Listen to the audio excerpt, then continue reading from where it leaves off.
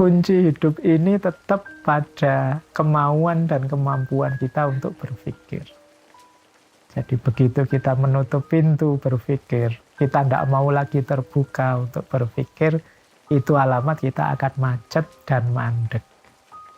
Jangan lupa bahwa anugerah paling besar yang diberikan oleh Tuhan, oleh Allah pada kita itu akal budi.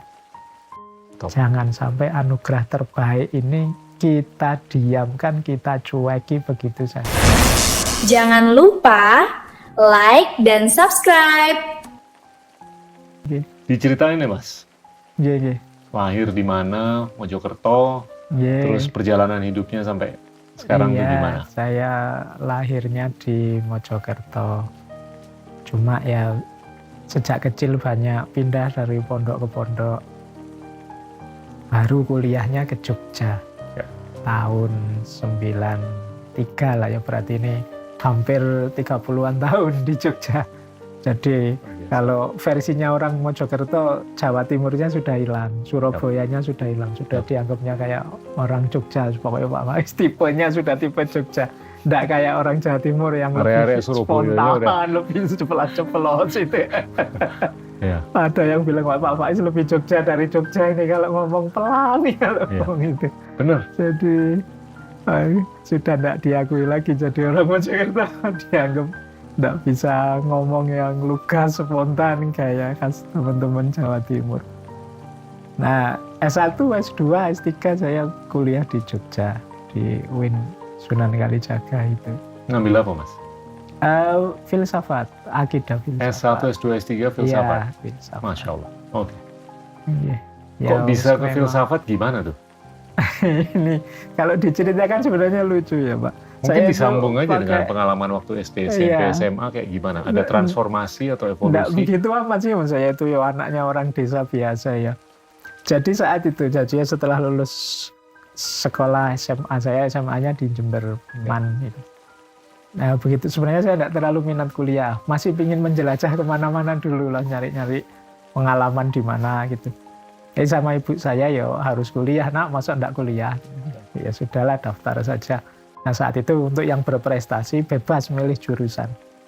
Nah karena bebas milih jurusan, saya itu mikirnya enggak terlalu minat kuliah. Sama petugasnya ditanya, Mas Faiz mau jurusan apa? Ini boleh milih apa saja, wong bebas tes. Saya tanyanya, yang paling enggak laku di sini apa?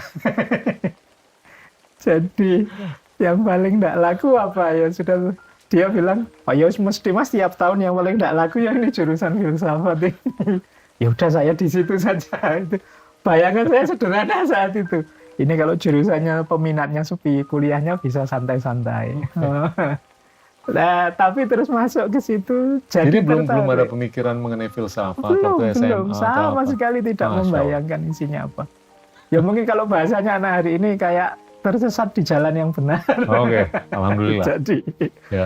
Jadi dari situ terus baru ngerti, ternyata filsafat itu dahsyat, luar biasa. Banyak perspektif baru yang menurut saya menarik, mengagetkan. Ya. Nah di situ terus saya merasa tidak keliru lagi, sudah awalnya merasa wah ini jangan-jangan saya tersesat ini. Bapak saya tanyanya, kamu kuliah filsafat besok jadi apa? Saya tidak usah dipikir Pak, yang penting kuliah saja gitu. Jadi, nah akhirnya ya terus malah jatuh cinta sama filsafat sampai sekarang. Di tahun keberapa jatuh cintanya? Mulai semester akhir lah Pak, kuliah S1. Di tahun keempat? Iya. Oh semester 1? Semester, belum. Sorry. Semester akhir? Jadi kalau di Indonesia itu kadang kayak kuliah itu semester awal itu kan mata kuliah pesanan semua. Siap. Dari negara, jadi masih belajar yang belum filsafat. Jadi ketemunya filsafat itu terakhir yang filsafat beneran. Mungkin mulai semester 3, 4, 5 ke belakang. Okay. Nah di situ baru sadar, ternyata menarik, banyak perspektif baru tentang hidup ini. Buku apa yang nyetrum? Dan filsuf siapa yang nyetrum pertama kali? Iya, sebenarnya yang agak membuat saya tertarik ini. Mbahnya filosof, Socrates. Masya Allah. Jadi Socrates ini saya melihat ini kayak orang yang daya ingin tahunya luar biasa. Mbahnya Plato, Iya, Aristoteles. gurunya Plato, Aristoteles. Iya. Dia wawasannya tinggi, luas. Dia kalau kemana-mana ndak ngajar, tapi mancing orang agar bisa menemukan kebenaran. Siap. Jadi dia ngasih pertanyaan orang, nguji orang, sampai orang itu nemu sendiri, oh berarti ini yang benar. Ini bagi saya menarik. Kalau kita kan belakangan sukanya nyekoi orang, oh ini loh yang benar, ini loh yang baik. Kalau Socrates enggak, jadi orang diajak ngobrol, dipancing dengan pertanyaan, sampai dia sadar, wah aku ternyata keliru, yang benar ini. Nah itu menurut saya menarik, budaya yang dilakukan oleh Socrates ini. Dan dia dikagumi murid-muridnya kan, sampai kayak Plato itu nulis itu tidak pernah pakai tokoh dia sendiri, selalu gurunya. Betul. Nah, ini The Republic. Iya, jadi menurut saya wah ini tokoh ini luar biasa. Yeah. Dan dia juga yang menurut saya menarik lagi, dia melawan orang-orang sofis. Siap. Orang-orang sofis ini dikenal orang-orang pinter, tapi dia menggunakan kepinterannya untuk kepentingan yang dia inginkan. Yeah. Itu jadi misalnya yang bayar siapa, pikirannya harus berorientasi begini, mereka mau. Ini kan yang terkenal dari orang sofis. Yeah. Nah itu dilawan oleh Socrates. Nah ini menarik bagi saya, perjuangan semacam ini. Jadi, tapi itu nyambung dengan keterbukaan. Terbukaan untuk berpikir. Iya. Dan tidak ada upaya untuk mengindoktrinasi. Dan itu yang ternyata nanti dia ini malah dianggap membahayakan oleh negara. Karena merusak pikirannya anak-anak muda. Mungkin maunya negara saat itu, anak muda itu mikirnya sudahlah seragam saja sebagaimana yang dikasih oleh negara. Betul. Nah ketika anak-anak ini mulai tanya macam-macam, Socrates ini dianggap membahayakan negara kan, akhirnya dia dieksekusi mati. Jadi resikonya begitu ternyata. Saya mau balik ke poin ini, tapi dilanjutin Mas mengenai perjalanan akademisnya. Jadi ya terus itu seneng dengan filsafat. Akhirnya ya begitu ada kesempatan S2 saya ambil lagi. Saya sebenarnya ingin ngambil S3 yang filsafat, cuma di UIN saat itu belum ada filsafat, adanya studi Islam. Saya ambil studi Islam tapi saya disertasinya filsafat. Jadi akhirnya ya sampai sekarang. Kapan pikiran mau jadi dosen? Di waktu S1, S2 atau S3? Saya jadi dosen lulus S1. Udah nyetrum ya? Mau jadi guru aja, mau jadi dosen? Enggak sih, kebetulan ada lowongan pembukaan. Begitu saya lulus, ada bukaan lowongan dosen itu. Ya nyobalah, kalau pulang kan digerenengi terus sama bapak, itu mau jadi apa kamu? Ya memang ada lowongan daftar. Dan itu menarik juga saat itu, saya generasi terakhir yang daftar jadi dosen S1. Angkatan saya yang daftar itu S2 semua, cuma saya saja yang S1. Karena saat itu memang di pengumumannya kalimatnya diutamakan S2. Terakhir ini, saya bacanya, oh kalau diutamakan kan S1 enggak apa-apa, meskipun tidak utama. Saya nekat saja daftar. Ternyata malah diterima. Ya, itu. Jadi lulus S1 terus daftar S2. Begitu saya masuk diancam sama rektornya, Pak Faiz belum boleh ngajar dulu ya, belum S2. Siap Pak, yang penting kalau saya pulang ditanya bisa jawab sama Bapak, sekarang jadi dosen. Akhirnya S2 selesai, baru bisa ngajar, terus S3 di situ juga. Jadi pengalamannya begitu untuk jadi dosen ini. Pandangan Mas Faiz gimana sih mengenai pendidikan filsafat secara umum di Indonesia? Jadi ya harus diakui nih, filsafat itu tidak populer di kita. Kadang dicurigai. Bahkan kemarin-kemarin saya lihat ada yang bikin menyebar share itu fatwa bahwa filsafat itu haram. Padahal kalau sejauh yang saya baca peradaban-peradaban besar dunia itu munculnya karena ketika jayanya filsafat ini. Ya Yunani, ya Islam, ya Barat. Itu justru fondasinya ini ketika filsafatnya jaya. Makanya ini agak menarik, kenapa kok di kita sekarang banyak dicurigai. Bahkan saudara-saudara kita ya yang Muslim itu sering membanggakan zaman keemasan Islam. tapi lupa bahwa zaman keemasan Islam itu jaya luar biasa, antara lain karena filsafat ini. Tuh, Aristoteles. Iya, jadi filsafatnya dimaki-maki tapi kejayaannya dipuji-puji. Jadi agak lupa dengan situasi ini. Saya agak tersentuh lah kalau ngomong mengenai apa ya, kenangan mengenai kejayaan Islam. Saya seringkali cerita mengenai gimana itu transformasi kejayaan Islam dari abad ke-7 sampai abad ke-13 terus menerus ke awal abad ke-20. Tapi yang paling keren itu kalau menurut saya secara filsafat dan secara scientific itu zaman Abbasiyah. Iya. Iya kan? Dari abad ke-8 sampai 13. Ya, Harun al-Rasyid ke belakang. Betul. Ya. Al-Ma'mun, Al-Mansur, Harun al-Rasyid. Itu jaya-jayanya era itu. Betul. Karena memang dukungan untuk dunia ilmiah, dunia filsafat itu luar biasa dari penguasa saat itu. Dan yang saya perhatiin, mereka tuh sangat bisa menunjukkan keterbukaan. Tentunya acuan dari dan ke Aristoteles itu tinggi sekali. Tapi mereka membuka diri untuk belajar dari India, Tiongkok. Iya, dapat Yunani. banyak dari mana-mana, penerjemahan juga dari mana-mana. Bahkan tidak harus Muslim ilmuwannya. Betul. Jadi Yahudi diterima. Iya. Di Baitul Hikmah itu yang ngajar Nasrani, Yahudi, jadi, ateis, dan lain-lain. Untuk bidang keilmuan mereka sangat welcome, sangat terbuka dari mana-mana. Itu salah satu dasarnya kenapa saat itu disebut era emasnya dunia Islam pada zamannya. Itu yang menurut saya etos ini penting untuk dihidupkan lagi. Ya. Jadi semangat keilmuannya, dukungan pada ilmu. Bahkan saya membaca zaman itu ya, karyanya para ulama itu dihargai. Misalnya bukunya beratnya 0,5 kilo, bayarannya 0,5 kilo emas.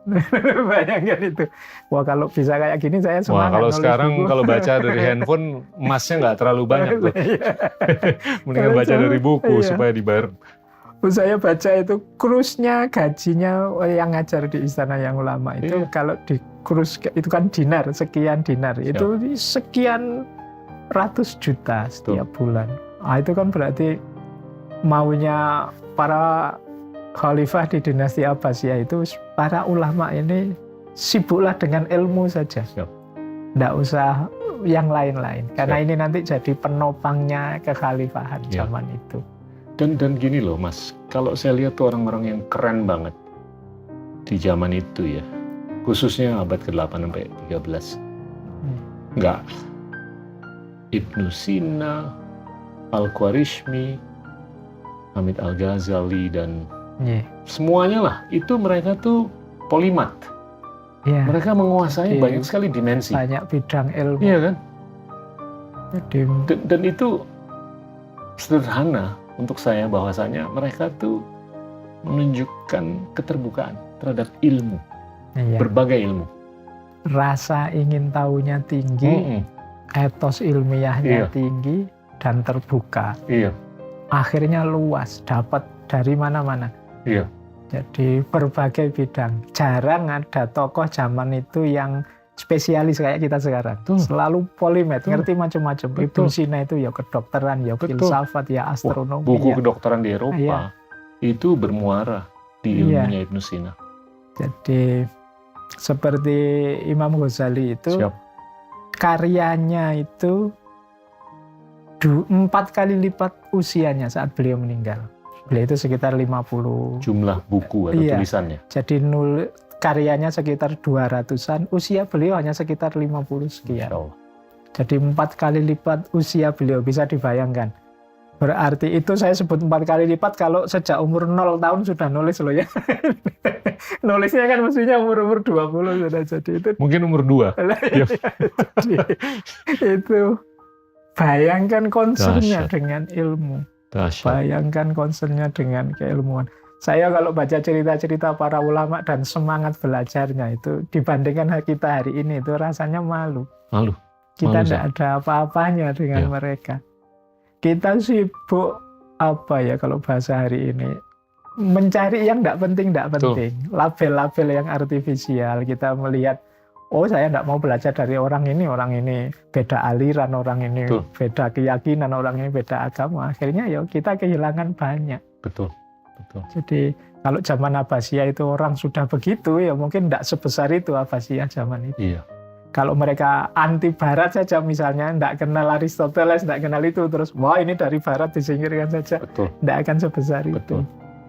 Mungkin beberapa hipotesa yang dikembangkan terkait dengan kenapa kejayaan Islam itu mulai menurun semenjak abad ke-13. Iya. Ada beberapa atribut. Yang pertama mungkin tentunya diserangnya Baghdad Iya. oleh Hulagu Khan. Politiknya jatuh. Itu. Kedua mungkin ditemukannya mesin cetak di Eropa abad ke-15 Iya. yang bisa mengakselerasi dokumentasi dalam bahasa Eropa sehingga mereka niscaya lebih berpengetahuan, lebih Iya. berpendidikan dibanding yang ada di Timur Tengah waktu itu. Iya. Yang ketiga mungkin yang saya mau tanya, ini adalah perdebatan antara filsuf namanya Hamid Al-Ghazali dengan yang lainnya. Iya. Iya kan? Gimana tuh pandangannya Mas Iya. Faiz? Jadi Imam Ghazali memang sering, kalau bahasa saya dituduh, ini gara-gara tulisan-tulisan beliau ini umat Islam peradaban ilmiahnya macet. Siap. Ya harus kita pahami yang pertama begini, Imam Ghazali itu sufi pada akhirnya. Jadi beliau menulis karya monumental Ihya Ulumuddin. Iya. Dia tentu saja sufi menulis dalam genre kesufian. Siap. Dengan gaya sufistiknya yang mungkin lebih cenderung fokus ke akhirat, orientasi tidak duniawi, dan lain sebagainya. Nah, pikirannya Imam Ghazali ini menurut saya lahir Ihya Ulumuddin ini di waktu yang pas. Itu ketemu tadi variabel pertama, umat Islam pas kalah.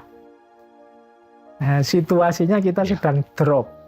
Situasi drop, ketemu wawasan-wawasan sufistik yang agak pasrah. Semuanya serahkan pada Allah. Ini pas sudah.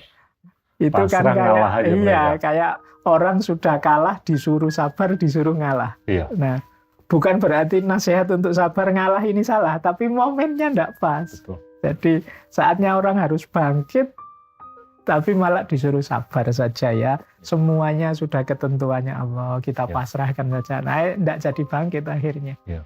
Termasuk di bidang ilmu. Jadi ini menurut saya masuknya pas momen itu, akhirnya oleh banyak orang dituduh bahwa ini Imam Ghazali jadi biang keladinya. Padahal menurut saya itu ya sebenarnya mentalitas Betul. zamannya Iya. yang Baru agak harus, ditaklukkan. iya baru Terus ditaklukkan, baru menang kalah, pasrah. sedang trauma, sedang Iya. itu dapat pelarian ajaran-ajaran untuk lebih cenderung pasrah itu. Iya. Sehingga akhirnya ya sulit Tapi sudah. ini cukup bangkit. struktural, Mas. Selama 700 tahun. Ya kan, dari abad ke-13. Iya. Ya. Jadi Bahkan 800 tahun. iya, sejak jatuhnya Baghdad itu kan kita agak Betul. deklinasi, Betul. khususnya di bidang ilmu. Penasaran atau curiosity-nya itu nggak seperti apa yang mungkin kita lihat selama 5 abad. Dari abad ke-8 sampai ke-13. Saya melihatnya ada fenomena yang pertama tadi ya.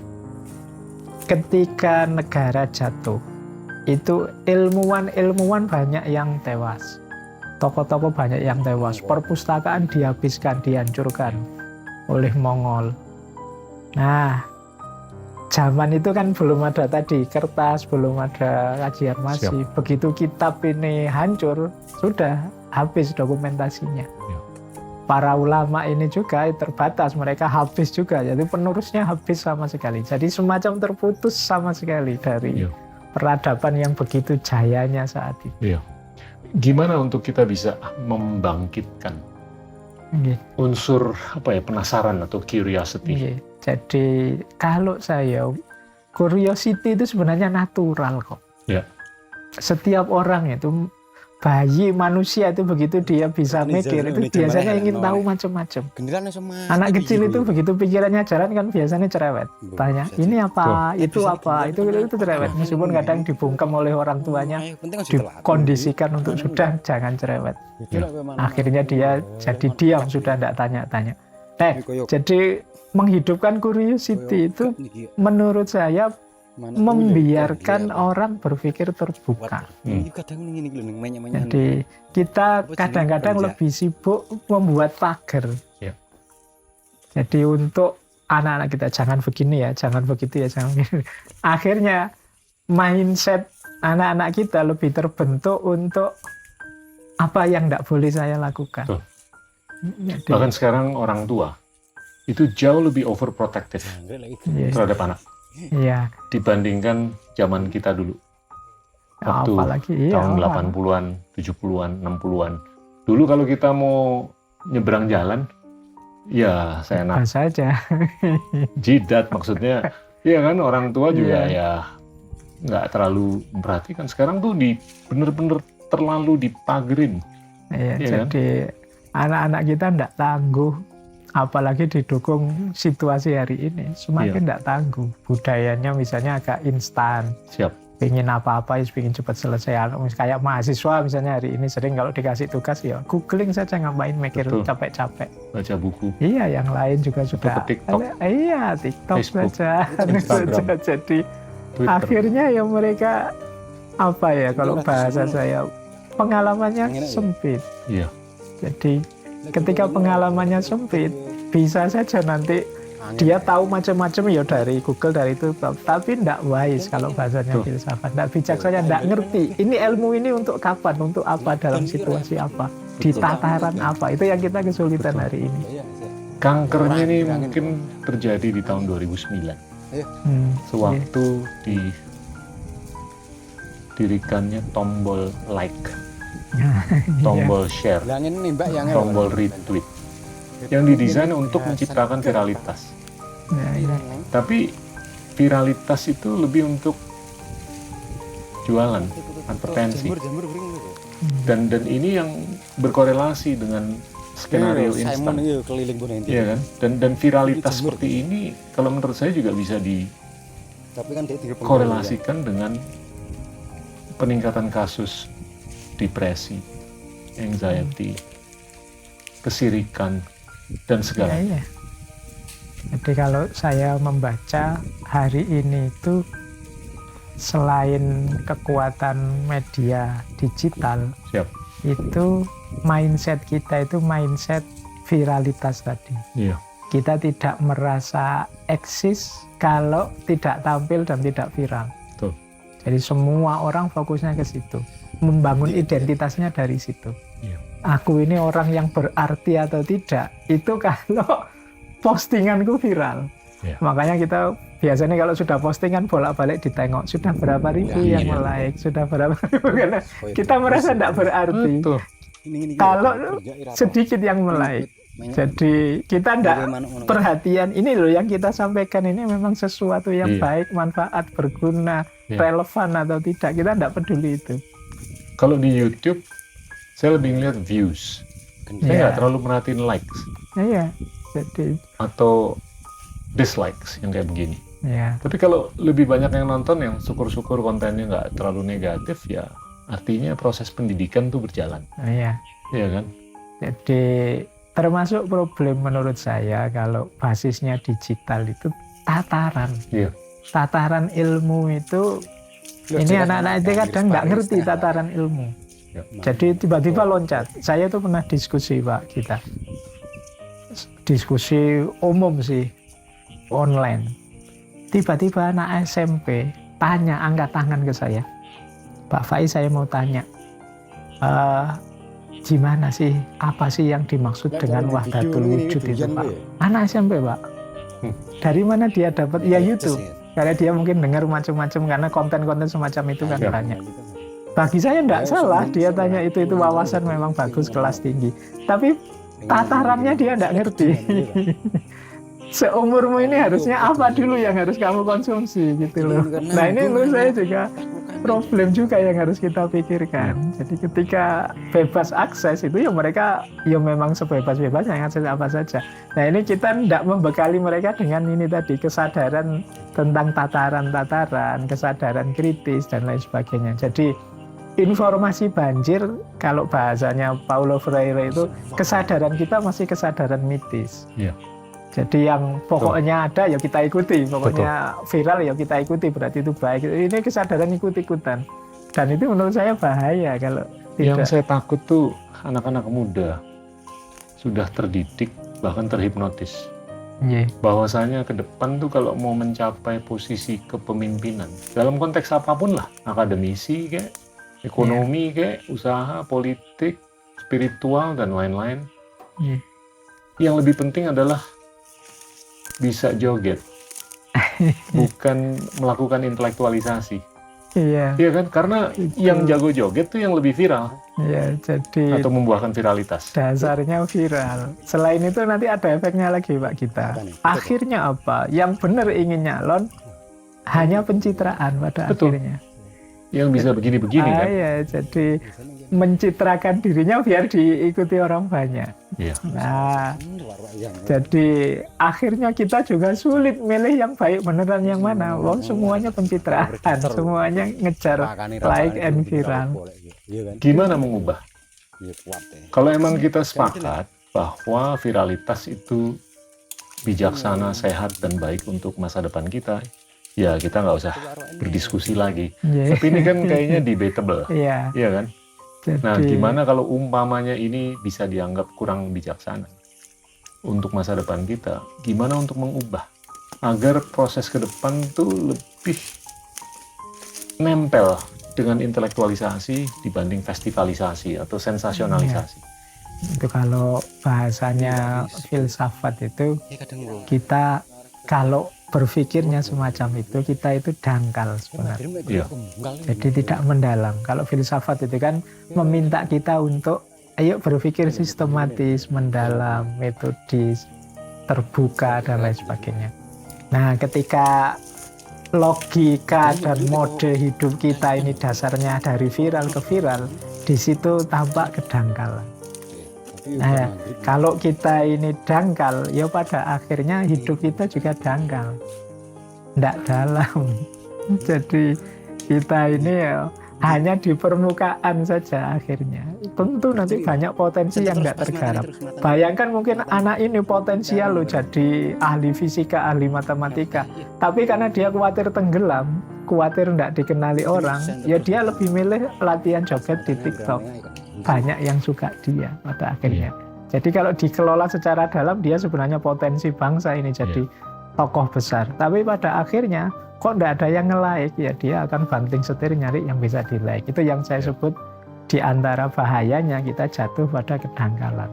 Makanya ya penting bagi kita disiplin-disiplin kefilsafatan, berpikir mendalam, latihan refleksi, menumbuhkan kesadaran yang tidak hanya mitis tadi, tapi yang kritis, yang mungkin bahasanya hari ini orang pakai istilah literasi.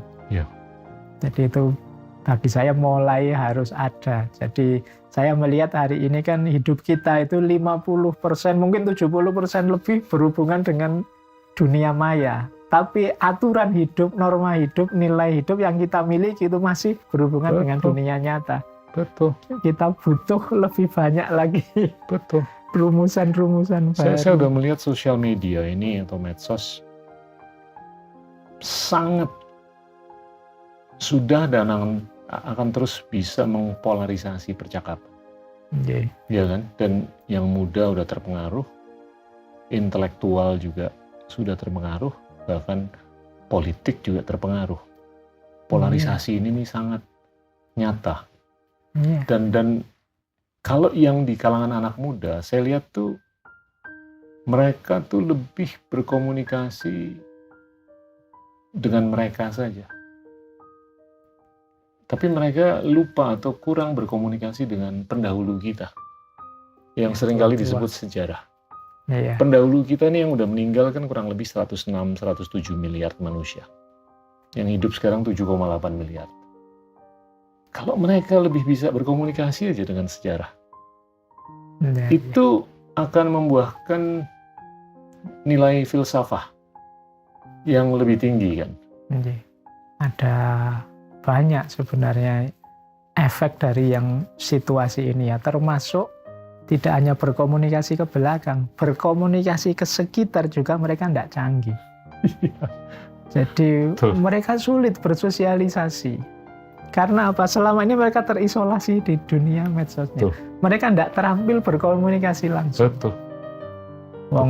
Kadang-kadang mahasiswa saya itu kalau ingin ketemu, Pak, saya ingin bimbingan, saya tunggu besok ya Pak di kantor jam 9. Jadi dosennya diperintah suruh ke kantor jam, tapi dia tidak sadar begitu. Kenapa? Dia tidak terlatih berkomunikasi. Jadi dia tidak sadar bahwa kayak gini ini tidak sopan. Kayak supir Gojek aja. Kalau mau nganterin barang. Besok saya tunggu jam 9 di kantor. Nah ini kok aku diperintah suruh ke kantor jam 9. Nah, mereka juga mungkin tidak peka bahwa misalnya kalau saya ngomong kayak gini, ini orang bisa sakit hati loh. Orang bisa tersinggung loh. Ini relasi sosial juga mereka tidak terlatih. Wong ya memang hidupnya sendiri tiap hari di depan gadgetnya. Oke lah, jadi pola komunikasi ini saya mau coba bungkus dalam observasi yang saya perhatikan akhir-akhir ini. Selama beberapa ribu tahun, kita tuh menganut keyakinan, agama, untuk mencari kenyamanan batin, atau salvation, atau kalau Katolik redemption. Tapi telah terjadi kegelisahan karena beberapa hal, tapi salah satunya adalah kemunafikan di kalangan pimpinan atau kepemimpinan dalam lembaga keagamaan. Maka beralihlah dalam beberapa ratus tahun terakhir ini untuk mencari solusi, namanya inklusi atau keikutsertaan. Nah ini lewat struktur sosial, ekonomi, politik, atau ideologi. Apakah itu sosialisme, liberalisme, kapitalisme, komunisme. Tapi akhir-akhir ini kelihatan ada lagi kegelisahan karena keikutsertaan ini nggak inklusif, nggak merata. Iya kan? Ada yang dapat 1000, ada yang cuma dapat 1. Nah, beralihlah atau evolusi ke tahapan berikutnya, kalau menurut saya ini adalah tribalisme atau individualisme. Ya wes, gue ngurusin RT gue aja, lu ngurusin RT lu. Yang penting gue aman, selamat, enak, keren, sejahtera. Gue nggak peduli. Nah ini semakin kita nggak menunjukkan kepekaan kan terhadap satu sama lain. Gimana Mas? Kita hari ini semakin egois. Itu kelihatan banyak. Itu tadi di antara orang egois itu kan di antara ciri sosial skill-nya kurang. Kenapa sosial skill-nya kurang? Ya kayak tadi, memang hidupnya banyak di dunia sendirian, terisolasi. Dan ini nanti mengefek termasuk ke agama, ke ideologi kita. Cara kita hidup itu efek ke situ. Kayak agama sekarang, saya tadi bilang jangan-jangan hidup kita ini dangkal. Hari ini banyak fenomena yang menunjukkan bahasa saya kedangkalan beragama, bukan kematangan dalam beragama. Jadi misalnya agama yang jadi formalistik saja. Agama yang kayak formalisme, pokoknya sudah sholat ya sudah, pokoknya sudah. Nah ini parameter-parameter formalnya, melupakan misi besarnya agama. Atau bahkan ketika orang tadi pakai istilah egoisme, individualisme tadi, banyak orang yang bahkan memanfaatkan agama untuk kepentingannya. Sebenarnya ini kepentingan egois, cuma di atas namakan agama. Saya itu sering ngasih contoh ke teman-teman. Misalnya kan di Al-Quran itu ada ayat wala taqrabuz zina, jangan dekat-dekat zina. Tapi ada juga ayat wa ja'alnakum syu'uban wa qabaila lita'arafu, dan kami ciptakan engkau berbangsa bersuku-suku untuk saling mengenal. Nah ini orang pakai dua ayat ini kadang-kadang secara ganti-ganti sesuai kepentingan. Betul. Kalau pas saya tidak punya pacar, saya bilang ke orang lain wala taqrabuz zina. Nah, pacaran itu dekat dengan zina. Tapi begitu saya punya pacar, dalilnya ganti.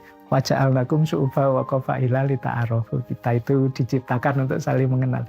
Saya tidak menyalahkan tentang dalilnya, cuma ini kepentingan kita dulu ternyata yang bunyi. Ayatnya kita ambil belakangan untuk kepentingan kita. Nah ini yang hari ini sering terjadi begini. Jadi egoisme kita bungkus, kita justifikasi dengan dalil, dengan agama. Sehingga kesannya orang kita itu sangat religius. Padahal hakikatnya kita itu sangat egois sebenarnya. Jadi apa yang kita tuangkan ini untuk membuahkan interpretasi, ini tergantung apa yang ada di kepala kita dan di hati kita. Yeah. Jadi ayat yang sama ini kan bisa ditafsir dengan berbagai kepentingan yang berbeda. hal Yeah. atau kepentingan atau apapun lah. Gimana Mas? Jadi yang pertama begini, beda-beda tafsir itu sebenarnya manusiawi. Yep. Asal tadi ya, yang nafsir ini memang tujuannya mencari kebenarannya, bukan mendahulukan kepentingannya. Kepentingannya dan kelompoknya dan lembaganya dan lain sebagainya. Yep. Ini menurut saya masih aman. Kemudian yang kedua, asalkan dia sadar ada jarak antara tafsirnya dengan teks kitab suci yang dia tafsirkan. Jadi banyak orang yang lupa bahwa nilainya tafsir itu beda dengan nilai teksnya. Siap. Akhirnya yang terjadi apa? Banyak orang, ini ada istilah filosof dari Maroko itu, Muhammad Arkun. Dia bilang tafsir itu oleh umat Islam hari ini sering berposisi seperti teks kitab sucinya. Istilah dia takdisul afkar ad-diniyah. Takdisul afkar ad-diniyah itu sakralisasi pemikiran keagamaan. Pada akhirnya yang kita sakralkan itu ternyata pikiran kita, bukan agamanya. Nah, sebenarnya ini problemnya bukan kok terus kemudian kita tidak nafsir, tapi kita sadari bahwa tafsir kita itu derajatnya manusia, tidak ilahi. Yang bisa keliru, boleh dikritik, bisa tidak pas, bisa melenceng, dan lain sebagainya. Nah, kesadaran ini yang menurut saya di kita hari ini kurang. Belum lagi seperti tadi, kemudian secara tidak sadar kita mendahulukan kepentingan dibandingkan tafsirnya. Mungkin karena konsekuensi aliran, konsekuensi lembaga, atau kepentingan-kepentingan yang lain. Nah, jadi berarti kuncinya sebenarnya nomor satu menurut saya, ayo kita sadari fakta ini dulu. Nanti baru kita main dengan mana yang lebih sesuai dengan misi agama, dengan nilai agama, dan lain sebagainya. Karena kalau kesadaran ini saja tidak muncul, pasti akan muncul banyak problem yang kita alami sekarang. Konflik antar beda pemahaman. Betul. Yang satu memahami gini, yang satu memahami gini. Karena menganggap bahwa pikirannya selevel kalau Islam Qur'annya, seolah-olah kalau ada orang bantah pemahaman kita terhadap Qur'an, itu dia bantah Qur'an. Padahal enggak, yang dibantah pikiran kita, tafsir kita. Nah, kesadaran ini yang menurut saya perlulah kita bareng-bareng sadari. Jadi paling tidak mereduksi konflik antar tafsir. Betul. Jadi paling tidak itu. Dan menurut saya ya kayak tadi belajar dari era keemasan Islam itu, ulama-ulama yang luar biasa tadi itu ndak tunggal loh alirannya, macam-macam, madhabnya ndak satu mereka, iya, tapi mereka bisa kerjasama membangun peradaban ilmiah. Dan mereka tuh benar-benar dianggap sebagai otoritas ilmu, ya kan? Iya. Dan gini loh, yang saya lihat nih ada kecenderungan sudah terjadi individualisasi, lebih banyak daripada institusionalisasi. Terhadap beberapa keyakinan atau agama. Nah ini kan oke-oke aja kalau individualisasi ini terjadi di individu yang kaya dengan pendidikan, kaya dengan filsafat, kaya dengan pengetahuan. Tapi kalau kita lihat variansinya atau variasinya ini sangat signifikan. Dari sisi pengetahuan, pendidikan, dan segalanya. Nah ini gimana untuk mengstandardisasi? Tentunya intuisi kita adalah untuk adanya suara yang memanifestasikan otoritas. Nah itu gimana tuh? Jadi memang harusnya dalam agama ya yang punya otoritas beliau-beliau, para ulama, Iya.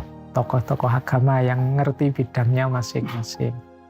Cuma tadi dukungan peradaban viral tadi Iya. yang membuat semua orang ingin eksis, ingin viral. Hari ini muncul banyak orang yang kalau bahasa filsafat itu tidak kenal dirinya, Ya. tidak ngerti kapasitasnya.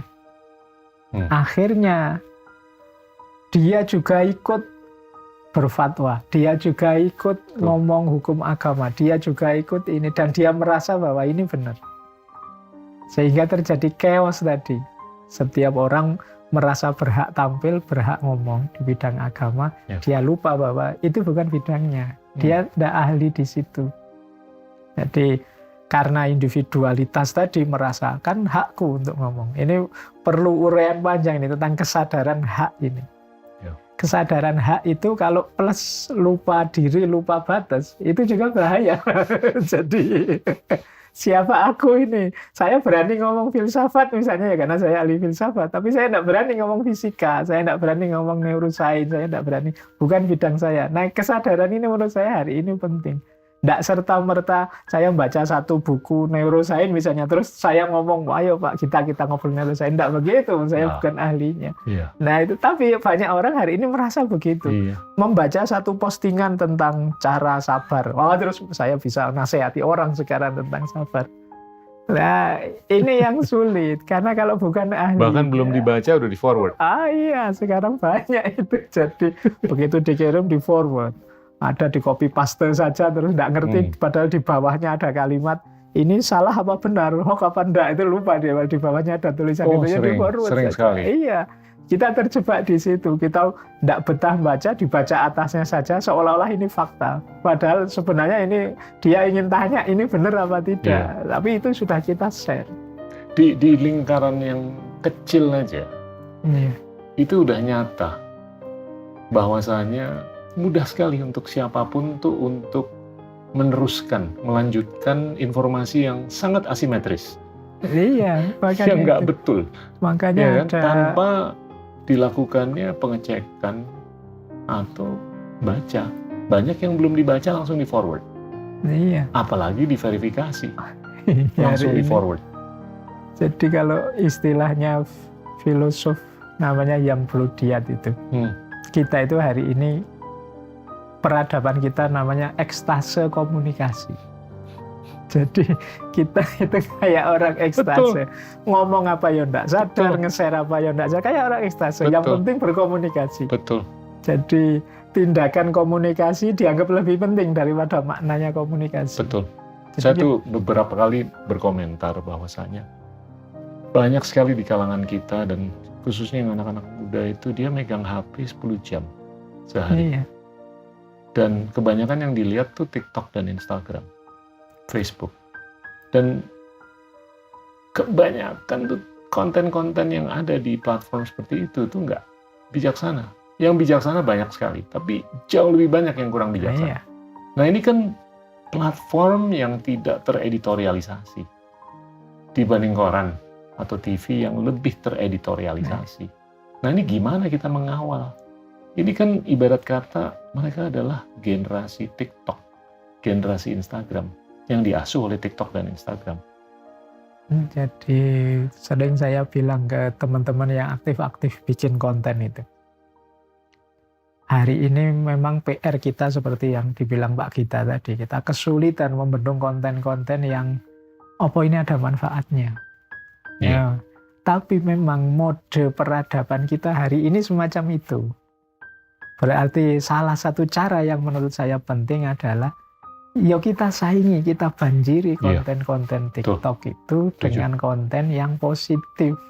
Saingan wis enggak apa-apa. Karena satu-satunya jalan itu. Karena kita enggak TikTokan enggak mungkin sudah. Enggak Twitteran enggak mungkin, enggak itu enggak mungkin. Jadi antara lain mungkin teman-teman saudara-saudara yang aktif di medsos itu, yuk kita banjiri dengan yang positif. Satu-satunya jalan menurut saya sementara ini itu. Itu kan persis seperti anak-anak kita yang misalnya kan sering orang tua itu memarahi anaknya. Akhirnya HP-nya diambil biar enggak tiktokan. Ya tapi terus dia pinjem HP-nya temennya kemana-mana lagi dan lain sebagainya. Itu menurut saya jalan pertama itu.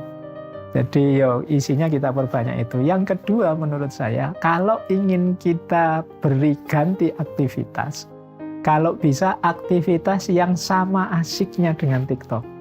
Saya enggak tahu apa. Jadi kayak misalnya kemarin waktu pandemi saya sama anak-anak itu kan, ya memang tiap hari sama kayak yang lain pegang HP. Tapi yuk nanem yuk melihara ikan yuk. Paling tidak dia biar tahu generasi kita ini banyak loh keasikan yang lain. Tidak hanya itu keasikan itu. Tidak hanya TikTok asik itu. Tidak hanya Instagram asik itu. Ini juga asik, itu juga asik. Olahraga juga asik. Ini menurut saya solusi selanjutnya. Jadi kita beri ganti aktivitas yang tidak kalah asik tapi penting, tapi manfaat. Ini menurut saya gitu. Jadi kalau misalnya anak-anak kita kok asik HP-an terus, tidak serta-merta sudah tidak usah HP-an selesai, enggak. Kita beri ganti aktivitasnya dengan yang lebih positif, yang sama-sama asiknya. Mungkin bareng-bareng kita ngajak ngapa, kita ajak latihan apa, ya kita terlibat, tidak hanya nyuruh. Nah, ini menurut saya menarik. Jadi kita beri gantinya yang tidak kalah asik, atau ya kita ikut masuk tapi kita isi dengan yang positif-positif.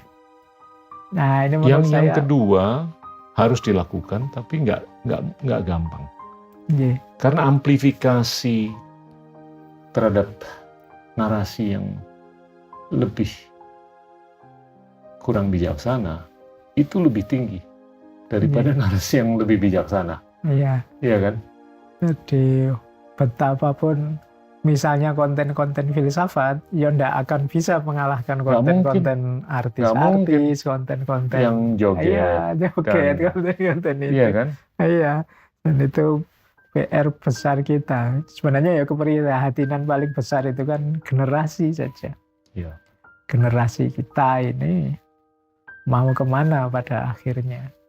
Nah ini saya mau tanya, generasi kita ini mau kemana ke depan? Kalau saya coba bungkus dalam konteks agama, kalau di agama Nasrani itu kan ada otoritas, namanya paus. Dia yang bisa mengambil sikap dan penyikapan itu semestinya adalah otoritas, atau cermin dari otoritas, dan harus diikuti. Tapi kalau di agama Yahudi atau Judaism dan Islam nggak ada. Yang semestinya kalau di Islam itu kan ulama. Itu semakin kita melihat akhir-akhir ini individualisasi, interpretasi terhadap agama Islam, semakin kita membutuhkan kan, otoritas. Tapi karena tidak adanya otoritas yang bisa menyatukan interpretasi atau penyikapan ke depan, apa sih yang minimum kita bisa lakukan untuk membawa narasi kebangsaan kita ke depan ini semakin keren? Jadi kalau saya tetap tadi Pak Gita, setiap orang sadar porsi dan proporsinya. Ini yang pertama. Harus ngerti saya itu berdiri di mana, sebagai apa, punya kapasitas kemampuan apa. Jadi biar tidak lintas pagar. Untuk hal-hal yang serius, yang penting dalam hidup ini orang harus sadar. Tahu batas dan tahu dirinya. Kemudian kalau dalam Islam misalnya kan manusia itu dianggap setara semua. Jadi berarti setiap orang punya hak dan punya kewajiban tertentu untuk mendalami agamanya masing-masing. Tapi dia juga harus sadar batas kemampuannya. Jadi dia harus ngerti. Oh kayak saya misalnya, saya ngerti sedikit-sedikit tasawuf, tapi fikih saya tidak ngerti. Hukum ini, hukum itu saya tidak paham. Jadi jangan tanya saya tentang itu. Jadi orang harus ngerti batas ini, karena kadang-kadang bahkan otoritas yang misalnya jadi rujukan itu juga kadang-kadang juga tidak paham batas dirinya, sehingga ditanya apa saja dia harus jawab. Nah ini juga menurut saya masalah yang harus dipikirkan, karena orang juga harus tahu batasnya. Kalau memang tidak tahu, jawab saja tidak tahu, atau bukan bidang, jawab saja bukan bidang. Tapi kadang-kadang ada rujukan, ada otoritas yang pokoknya saya harus jawab segalanya. Ini juga nanti jadi trouble juga dalam kehidupan kita, karena otoritas ini jadi rujukan yang diambil. Yang kedua itu. Kemudian yang ketiga, ya tentu saja literasi. Betul. Hari ini saya kira kelemahan kita dalam banyak hal itu literasi. Iya. Jadi kita sulit sekali paham bahwa saya itu harus ngerti ini dulu, harus ini dulu baru boleh ngomong. Itu sulit sekarang ketemu orang yang sadar dan mau belajar, mau literasi. Kalau yang mau tampil banyak, yang mau eksis banyak, yang mau belajar yang jarang. Ini yang jadi PR kita semua. Tidak salah orang pengen tampil, pengen eksis, tapi bangun dulu value dirimu. Jadi bangun dulu kualitas. Dari situ nanti kalian bisa tampil eksis. Nah, cuma belakangan tidak begitu kan. Kadang kayak tadi orang nge-share tentang agama bagian apa, di-share. Dia juga tidak paham yang di-share itu apa. Atau yang di-share itu apa, berhubungan dengan diriku, relevan tidak dalam hidupku, dan lain sebagainya. Karena relevansi ini juga penting kan, kadang-kadang bukan berarti salah benar. Dalam hidup ini banyak hal yang benar sih, baik sih. Tapi kadang-kadang ketika tidak relevan malah jadi blunder. Ya. Kayak tadi misalnya, orang sedang kalah, terpuruk, males-malesan, tidak mau bangkit. Terus kita nasihati untuk sabar. Loh, ini kan blunder menurut saya. Orang sudah males disuruh sabar, itu tambah males. Nasihat sabar ini kan baik, tapi dia tidak pas posisinya. Jadi tidak harusnya kok saat ini dikasih nasihat sabar. Tapi perlu ada kepemimpinan. Nah, Iya kan? iya. Yang bisa mengangkat semangat. Nah, itu tadi. Nah, istilah kepemimpinan tadi ya, yang kira-kira bisa menggerakkan seperti ideal saya bilang tadi siapa? Tentu saja orang yang punya otoritas tadi. Iya. Para pemimpin, para pemuka ini Iya. tadi. Kepala Jadi, RT, kepala RW, iya. kabupaten, Jadi, kota, provinsi. Dan Mau lain-lain. tidak mau ya, kalau bahasanya Foucault kan yang punya power mereka. Iya. Jadi mereka lah yang sebenarnya punya tanggung jawab menggerakkan di awal.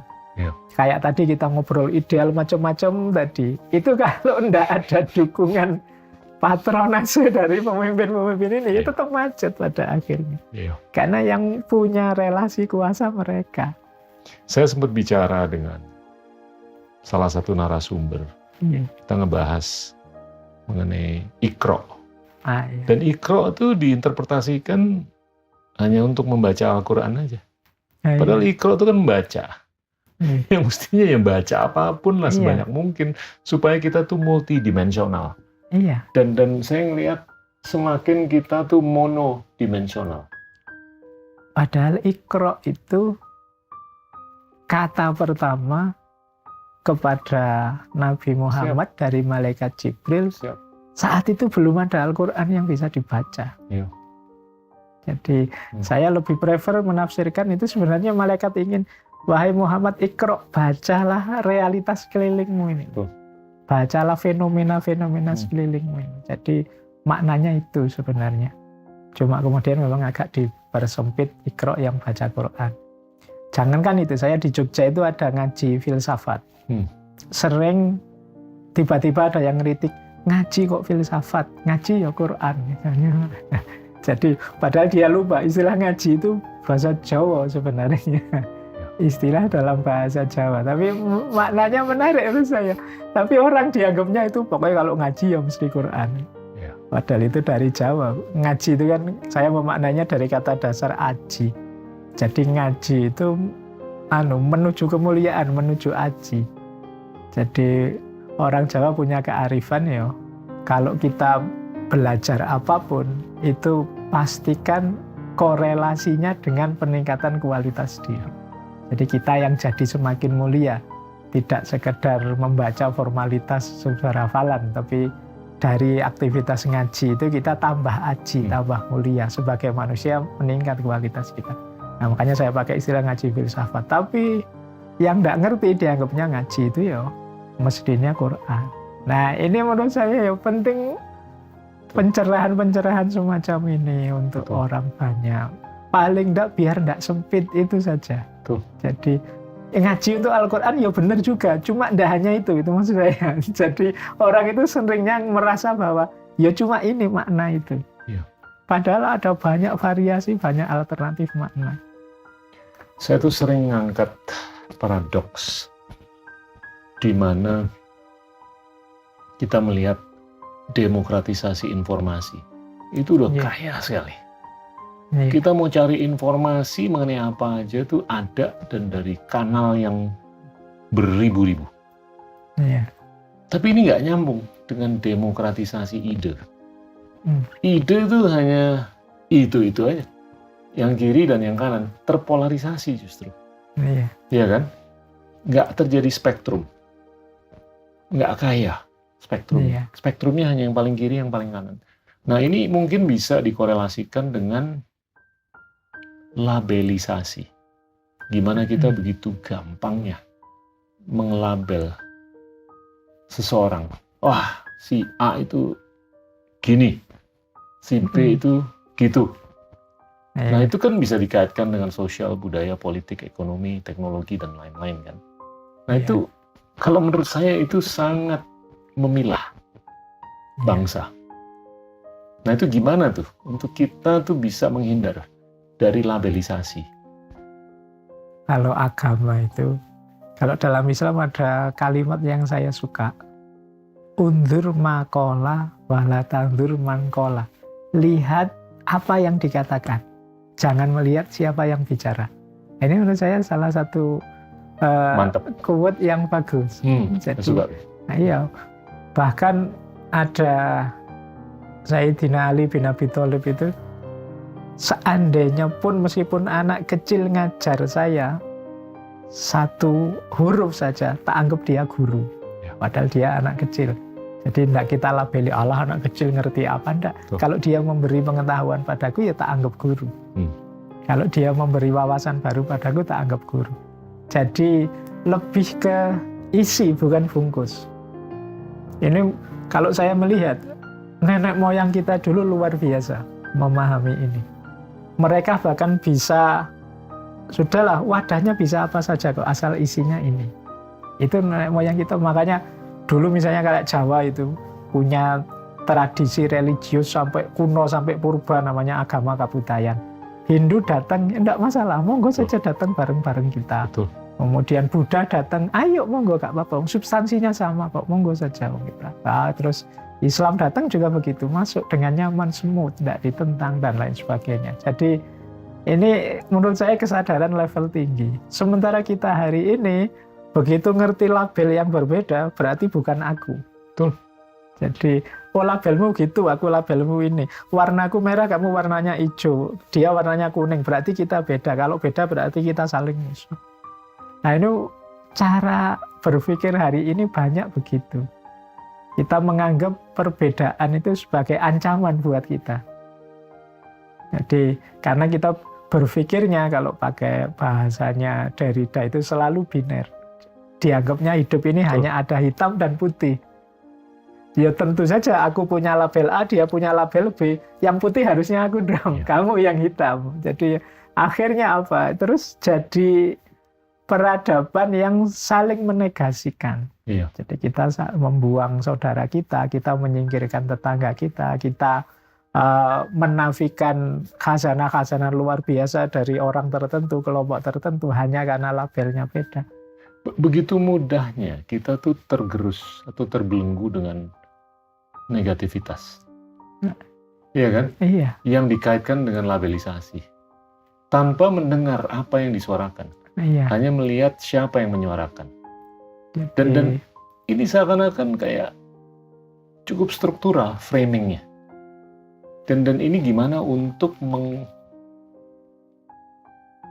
mengdistrukturkan atau mengunstrukturkan supaya ya ujung-ujungnya kalau kita benar-benar mau berfilsafat adalah untuk bisa menginterogasi apapun yang kita lihat dengar supaya kita bisa berpikir secara tepat kan. Nah itu ujung-ujungnya berkorelasi dengan kapasitas seseorang menunjukkan keterbukaan. Nah kalau percakapan itu terpolarisasi, itu nyata bahwasanya tidak ada keterbukaan di sisi sini terhadap apa yang ada di sini dan sebaliknya. Ya kan? Kalau ada keterbukaan tuh semakin spektrumisasinya terjadi. Ya kan? Jadi ada menarik tambahannya Pak kita. Ada kalimat dari Imam Syafi'i yang saya ingat itu. Jadi beliau punya kalimat begini. Pendapatku benar, tapi mengandung kesalahan juga. Wong aku manusia, ndak mungkin perfect. Pendapatku menurutku salah, tapi pasti mengandung kebenaran juga. Wong ya kamu ingin mencari kebenaran. Nah ini menurut saya kalimat ini luar biasa. Jadi kesadaran bahwa kita semua ini manusia. Tidak ada manusia yang 100% hidupnya negatif atau kebalikannya 100% hidupnya positif. Kita punya banyak keterbatasan. Pikiran-pikiranmu menurutku salah, tapi aku yakin pasti ada unsur-unsur benarnya juga dalam konteks tertentu, dari perspektif tertentu. Pikiranku aku yakin benar, tapi aku ya sadar aku manusia, bisa saja salah. Maka pikiranku mungkin saja keliru. Jadi kalau ada yang positif petik, kalau nggak positif ya nggak usah dipetik. Jadi kita ya kan? Kalau memang cocok, ayo oke, baik. Makanya yang dilihat isinya, bukan siapa yang ngomong. Ya.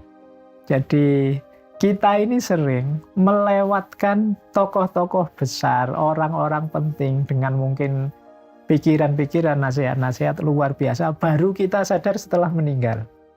Betul. Wah, ini tokoh ini dulu luar biasa ya, pikiran baru sadar sekarang pikirannya luar biasa. Kenapa kita tidak bisa ngambil manfaat dulu waktu beliau hidup? Karena kita labeli dia sebagai beda dengan kita. Iya. Nah, kita sering begitu. Jadi banyak orang yang misalnya ada yang bilang, wah baru sadar saya Gus Dur itu punya pikiran bla bla bla gini. Nah dulu waktu ada Gus Dur diserangi luar biasa dengan asumsi bahwa dia beda dengan aku, beda dengan kelompokku. Mungkin tokoh tertentu juga begitu, kita baru sadar, wah beliau ini sumbangannya besar, pikirannya luar biasa. Sayangnya waktu beliau masih hidup kok saya kontra terus. Ya kita sering tidak sadar. Gus Dur itu salah satu dari 107 miliar yang tadi. Udah bagus bahwa kita masih bisa mengenang Gus Dur.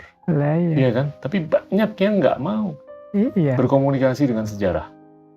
Iya kan? Jadi itu yang bahasa saya, kita itu sering ditunggui orang-orang besar. Kita itu sering ditemani pikiran-pikiran para pemikir yang luar biasa. Tapi kita mengambil manfaatnya minimal hanya karena kita tempeli label negatif.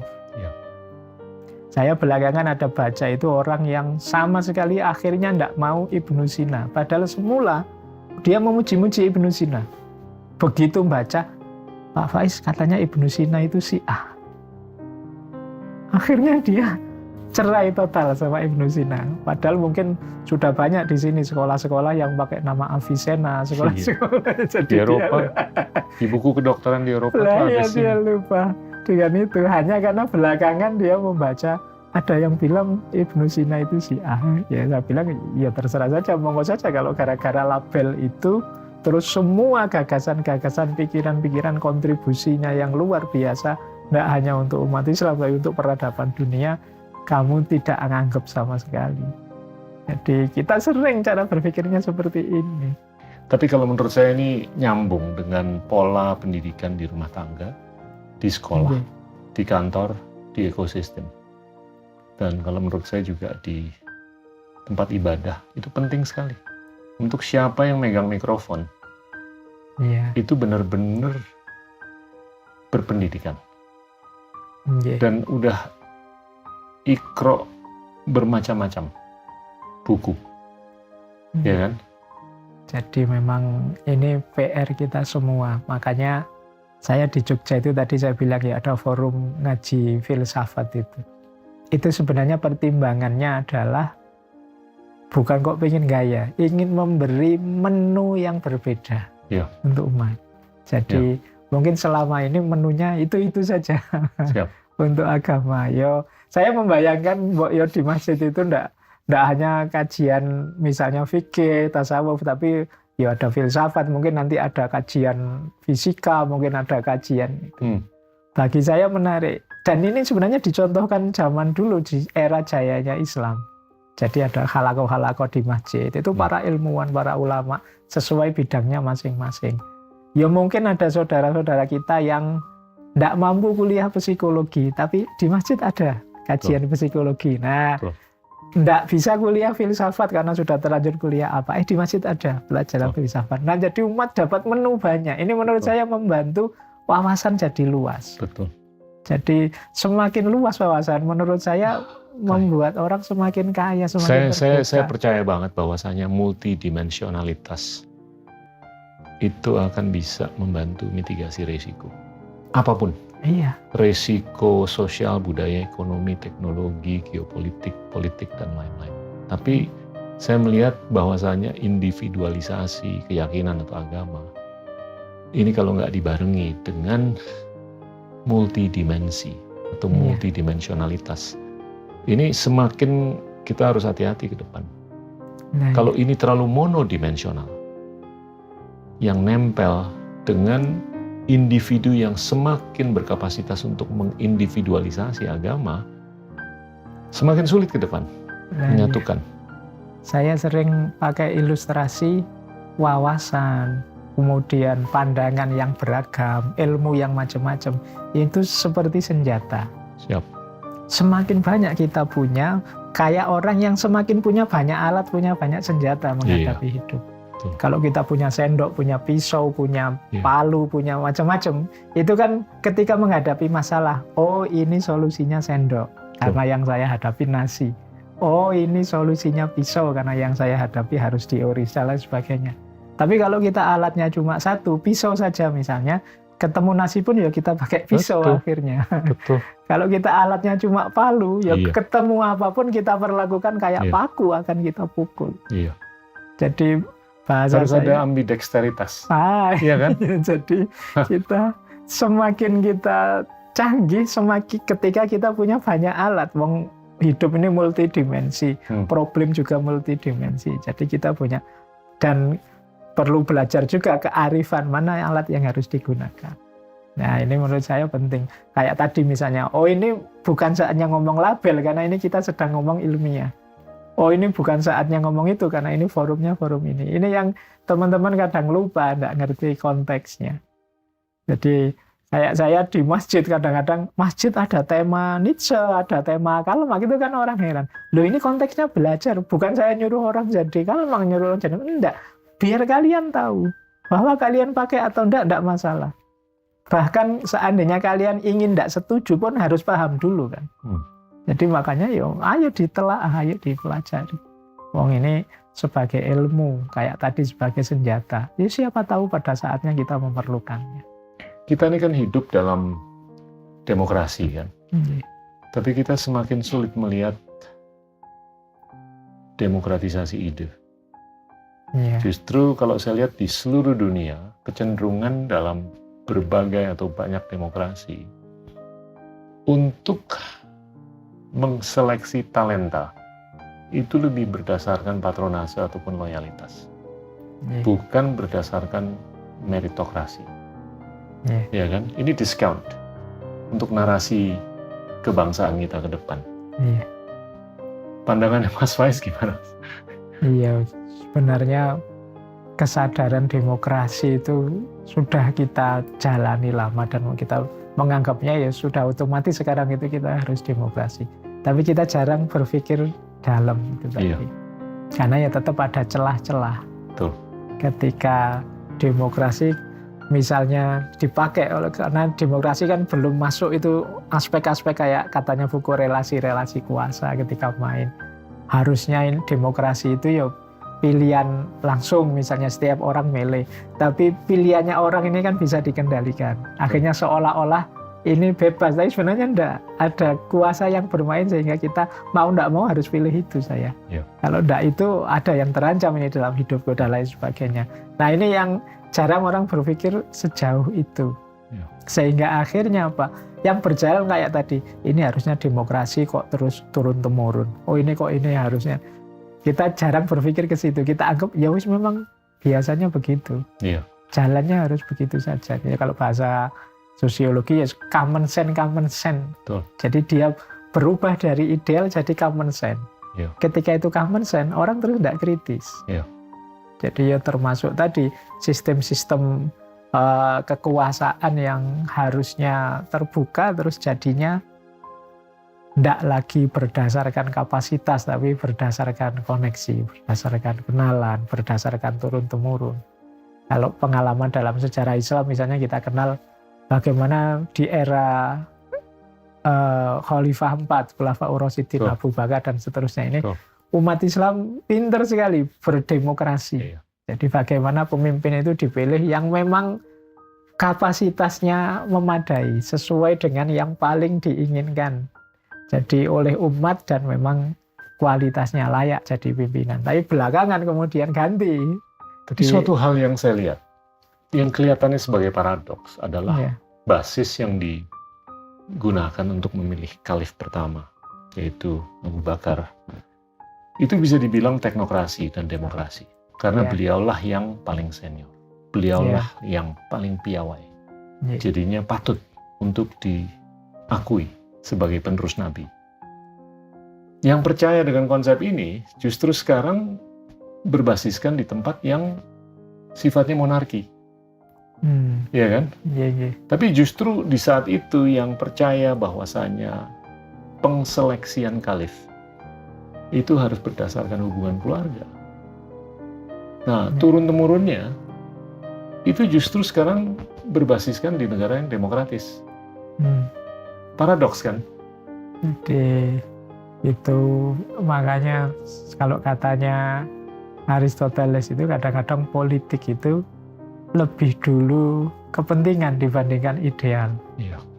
Jadi kemudian orang itu lebih milih, ya pokoknya apa yang kita inginkan sekarang, bukan ideal yang sudah kita patok kemarin-kemarin. Tapi menurut saya, ya kadang-kadang kita perlu juga punya idealisme. Jadi tidak sekedar, ya memang tuntutan situasinya begitu. Karena justru manusia itu mulia dalam hidupnya ketika dia setia dengan nilai-nilai, ketika dia punya nilai untuk diperjuangkan. Tidak sekedar mengalir saja mengikuti situasi. Dan sekarang kita lihat variasi macam-macam itu biasanya yang kalau ditanya, ya memang mengikuti situasi, mengikuti zamannya. Kalau jawabannya hanya kayak gini, itu kelihatan kita tidak punya prinsip, tidak punya nilai. Jadi saatnya menurut saya kita juga punya nilai untuk ditegakkan, meskipun tidak abai dengan kenyataan. Saya ingat satu kalimat bagus dari tokoh kita, wali kita, kebanggaan kita, Sunan Kalijaga. Sunan Kalijaga itu punya kalimat begini, angeli ananging ora keli. Angeli itu mengalir, ora keli tapi tidak tenggelam. Jadi ya tidak apa-apa kita ikuti arus itu saja, tapi jangan tenggelam dong.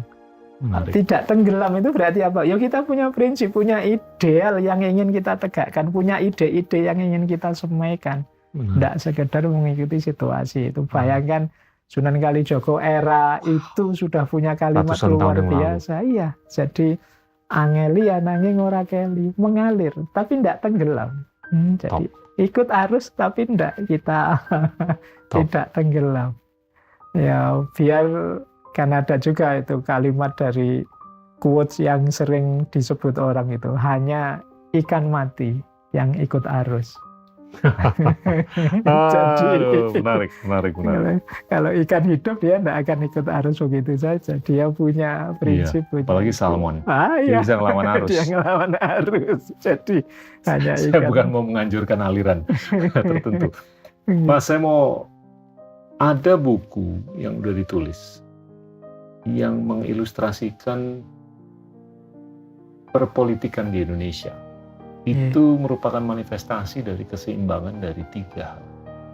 Yang pertama adalah Islam, 2 civil society, yang ketiga adalah aparat keamanan. Nah itu aparat keamanan mungkin sampai akhir abad ke-20 itu TNI, tapi masuk ke abad ke-21 itu TNI garis miring kepolisian. Nah menurut Mas Faiz ini ke depan gimana? Keseimbangan ini bisa terwujud secara optimal nggak antara 3 unsur ini? Menurut saya ada unsur yang lebih bermain kalau untuk konteks masyarakat Indonesia. Itu main karena itu mayoritas. Tapi ada lagi mentalitas masyarakatnya. masyarakat kita menurut saya sampai hari ini sebagian besar cara berpikirnya masih patronistik lah, feudalistik atau idolatri. Jadi fokusnya idolanya sebenarnya. Jadi dia mengidolakan siapa, ya itu yang dia ikuti. Jadi seperti kata Pak Gita tadi, ini pemimpin-pemimpin, para leader, para patron-patron di tengah masyarakat, itu nanti akan jadi kunci. Jadi siapa yang diidolakan, siapa yang diikuti oleh rakyat, oleh masyarakat, dia nanti yang jadi kunci mau dibawa kemana. Ini situasi ini ketika ditambah media digital yang serba viral tadi. Semakin Tambah gurih. tambah jadi orang semakin bisa digoreng, semakin bisa gurih. Kita itu anti berhala, tapi sebenarnya kita idolatri, mengidola-idola. Iya. Jadi saya mengidolakan siapa. Kalau sudah idola, pokoknya tidak mungkin salah sudah. Iya. Itu kita berpikir kita kan begitu. Idolakan tokoh ini, pemimpin yang ini, ustadz yang ini, dan lain sebagainya. Itu kita terus terkotak di situ, tidak mungkin salah. Maka akhirnya apa nanti yang memegang pengaruh? Para idola ini. Ya. Dan bagaimana mereka mempertahankan pengaruh keidolaannya, status quo bahwa dia harus tetap jadi idola. Nah itu nanti akan banyak cerita-cerita pencitraan, viralitas, dan lain sebagainya. Nah ini nanti akan jadi kunci di situ. Saya tidak tahu cara mengubah mindset sebagian besar kita. Ada yang bilang ya memang seperti itu orang timur. Tapi ya masa begitu. Kalau manusia itu kan seperti apa yang dia inginkan, sebenarnya kan bisa saja dia ingin membentuk dirinya maupun masyarakatnya. Jadi kalau menurut saya ini justru akan sangat berpengaruh. Yeah. Makanya siapa yang diidolakan masyarakat ini jadi kunci-kunci. Mendeteksinya gampang. Sebentar lagi kan 2024 itu. Yeah. Siapa yang didekati orang-orang yang nyalon itu biasanya idola-idola ini. Iya, iya.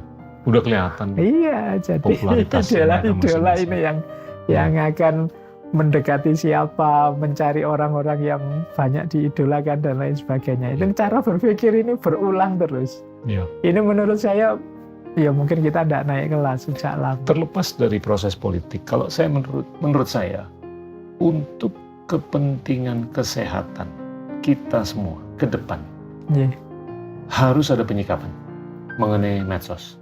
Iya. Karena saya melihat banyak sekali isu-isu yang penting mengenai perubahan iklim, kayak kesenjangan yang belum terobati secara cukup lewat platform seperti itu. Padahal itu adalah isu-isu yang harus ditonjolin dan disikapi kan.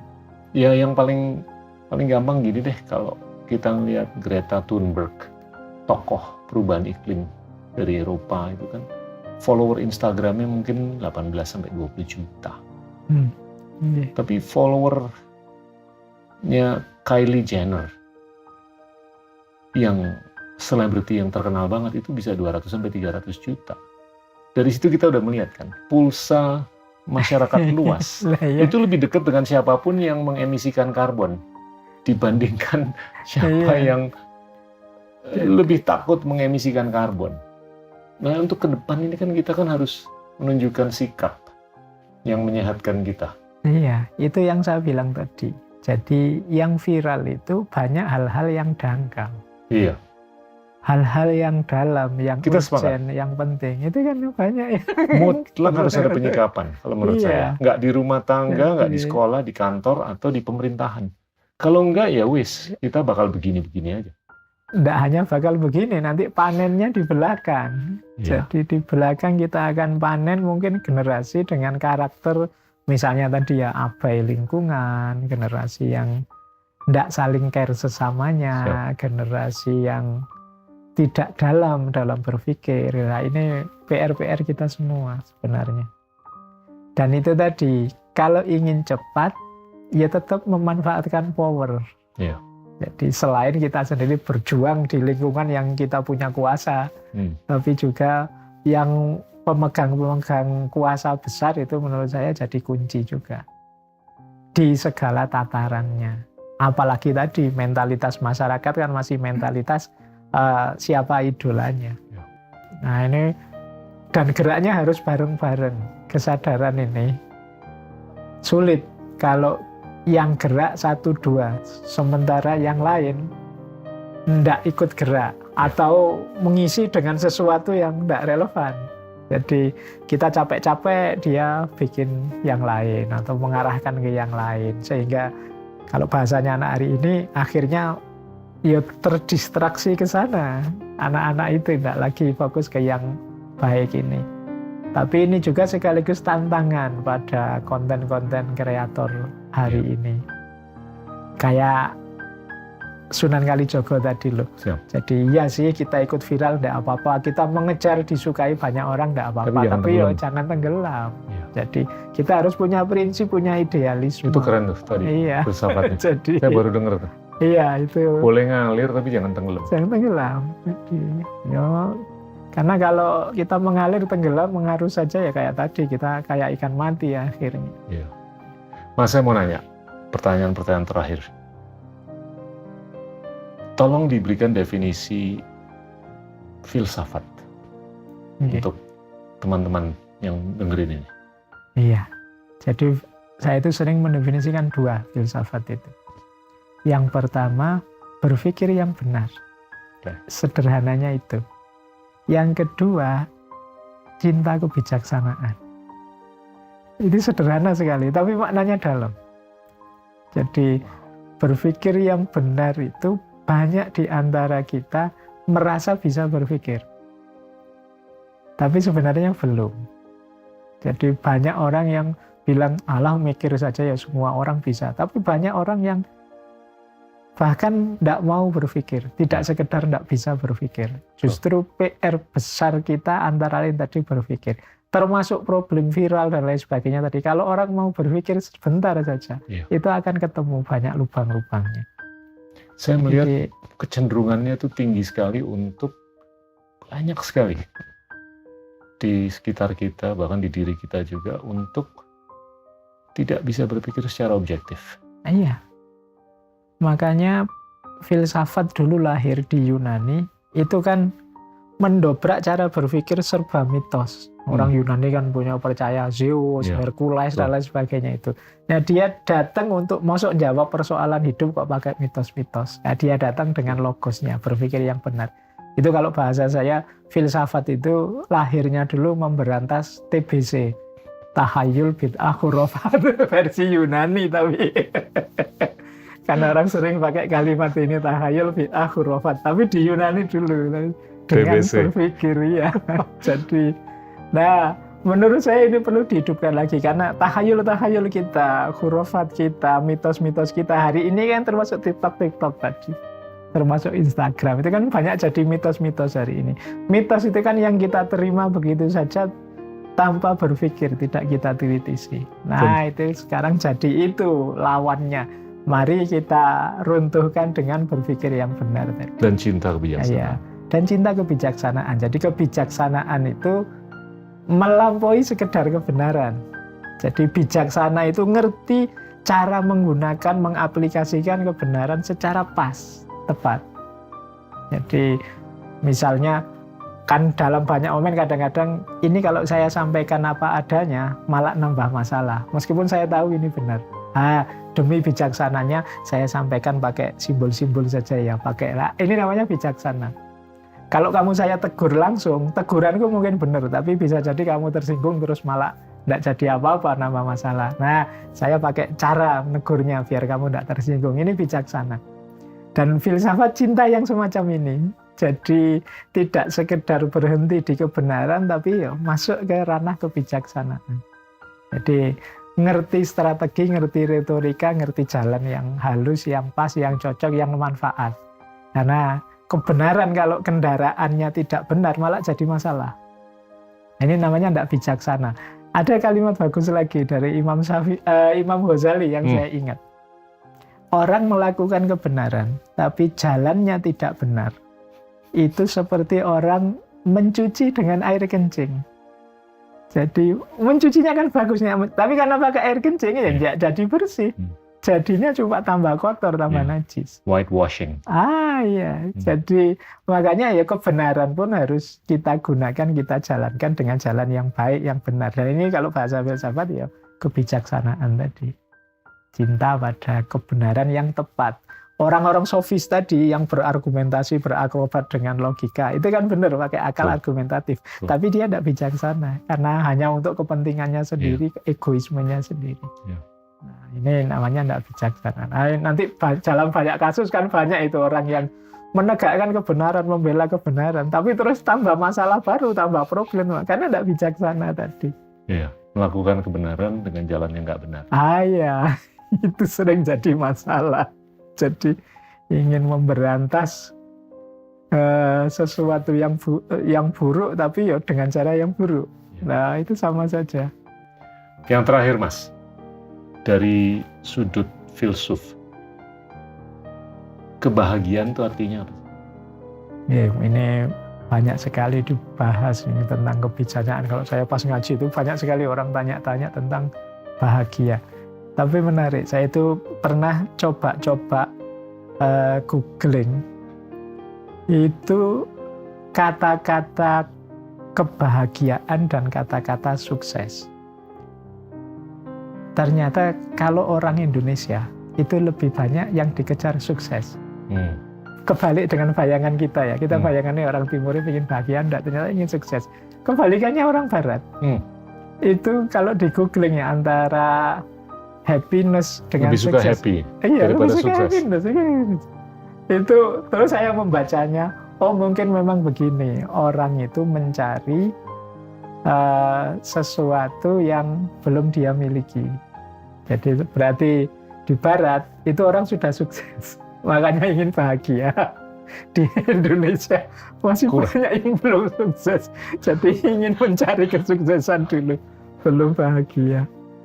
Ada banyak sebenarnya perspektif tentang kebahagiaan, tapi intinya gini, ada bahagia atau tidak itu kuncinya dalam diri kita. Jadi tidak di luar diri. Jadi bahagia itu orang sering mendefinisikannya ya bahagia itu ketika kita bisa menerima, ketika kita bisa bersyukur apapun situasi kita, itulah bahagia. Jadi kuncinya dalam diri. Cuma kemudian sering dimaknai yang kayak gini ini secara pasif. Jadi iya kita menerima situasi apapun, tapi bukan berarti kita pasrah dengan situasi apapun. Nah ini yang sering orang kemudian salah paham. Jadi kalau sudah bahagia berarti tidak ngapa-ngapain, kan terus begitu pemahamannya. Padahal tidak begitu. Jadi ayo kita berjuang, ingin hidup yang lebih baik, ya, menuju sukses tadi. Hasilnya nanti apapun kita terima. Nah, jadi memahaminya begitu. Jadi kebahagiaan itu memang kuncinya dalam diri kita. Jadi penerimaan kita, rasa syukur kita terhadap apapun situasi, tapi bukan berarti pasif atau pasrah. Dan kita ikhlas bahwa ini nggak kekal. Iya, jadi kita terima bahwa hidup ini memang sementara, hidup ini memang bisa berubah, bisa naik, bisa turun, ya kita terima apapun makanya, tapi bukan berarti terus kita diam saja. Nah, banyak yang kemudian mengartikan kalimat bahwa bahagia itu dalam diri, terus berarti ya kita pasif saja, santai saja, diam saja, nggak usah meraih apa-apa. Ya sudah, terus jadinya bahagia disamakan dengan pasrah total, nggak ngapa-ngapain. Iya, terus jadi akhirnya saya nggak sukses, nggak apa-apa, yang penting bahagia. Saya nggak berhasil, nggak apa-apa, yang penting bahagia, Pak. Ya, itu terus jadi begitu kalimatnya. Padahal maksudnya nggak begitu. Jadi berjuang sekeras mungkin, oke, nanti baru hasilnya apapun kita terima dengan bahagia. Nah, ini yang sering teman-teman miss memahami definisi bahagia itu. Wow. Ada pesan-pesan akhir, Mas? Pesan saya, pesan filsafat saja ya. Menurut saya, kunci hidup ini tetap pada kemauan dan kemampuan kita untuk berpikir.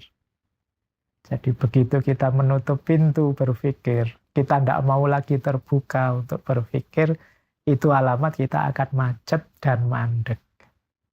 Jangan lupa bahwa anugerah paling besar yang diberikan oleh Tuhan, oleh Allah pada kita itu akal budi. Ya, kira-kira seperti itu ya teman-teman, kajian malam ini bersama guru besar kita yaitu Dr. Fakhrudin Faiz dengan mentor kita yang paling hot, paling brilian. Jangan lupa ikuti terus perjalanan dan petualangan kami agar kalian tidak ketinggalan tentang filsafat-filsafat baru. Jangan lupa follow dan ikuti kami. Aku kira sampai di sini dulu ya teman-teman. Atas perhatian dan ucapannya saya ucapkan terima kasih. Assalamualaikum warahmatullahi wabarakatuh.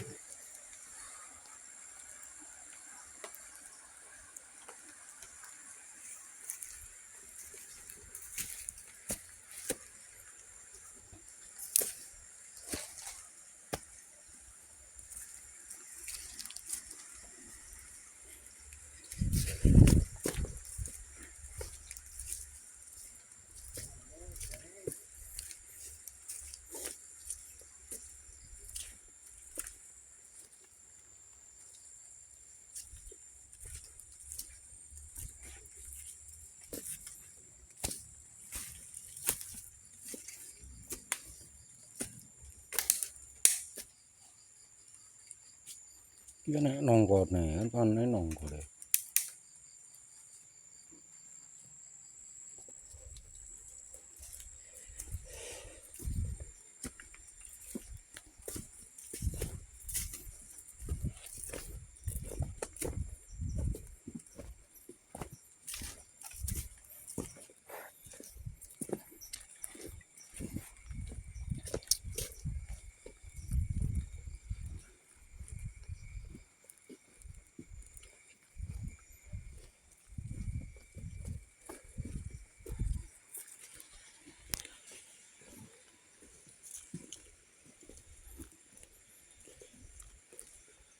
Rutene jal delok ngene jam malah elek menawa nek. Genderan iso mati piye kowe ya, Guys? Mbok bisa jet. Tapi biasanya genderane penting nek pakanane nek ngombene iki koyo ayo penting aja telat ngombe panganan kuwi lho. Beda lek kowe manuk-manuk kuwi walah manuk kuat kuwi. Kuwi koyo gak niki yo. Manuk kuwi lho kendele apa. Kuat terus. Ini iki kadang ngene iki lho ning menyak-menyakan iki lho. Apa jenenge perenjak.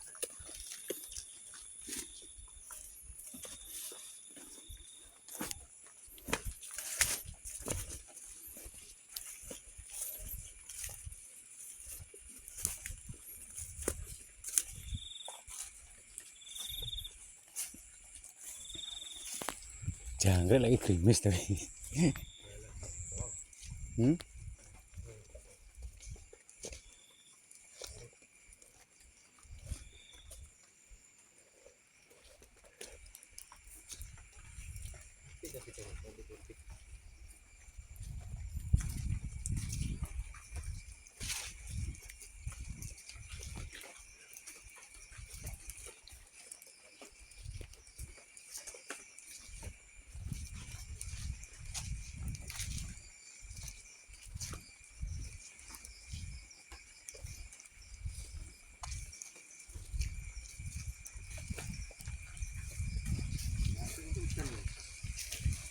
Kita berdresik kok ya. Nah. Penting ora dres nemen lho. Angin ya. Nek gur kowe iki mung ra apa-apa, tapi nek udan yo angin ya. Heh? Udan tuh angin kok. Tak balik anu beh. Nek udan iki repot lho. Sik ta angin tuh udan. Lah ya sik. Ora bener angin kok. Angin. Ayo.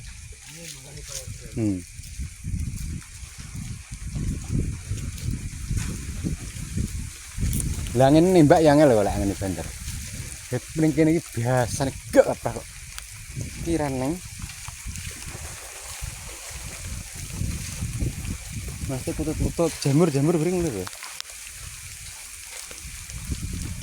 Lah ini lho Simon iki keliling bone endi dek.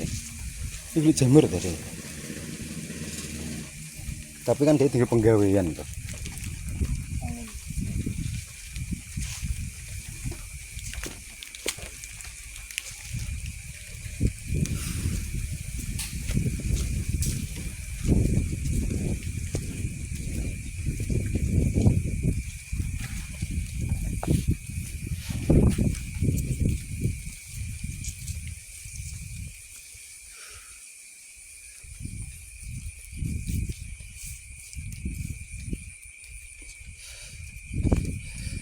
Ndi kedelane.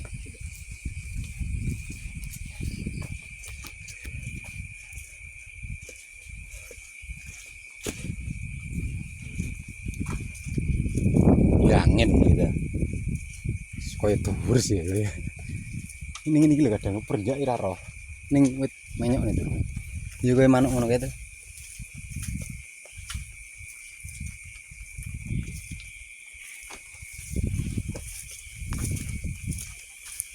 No enek kendilan.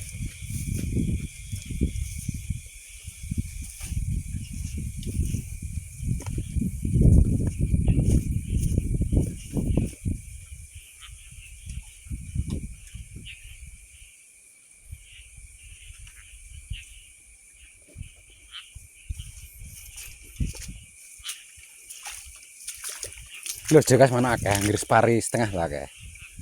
Manuk-manuk putut, bret.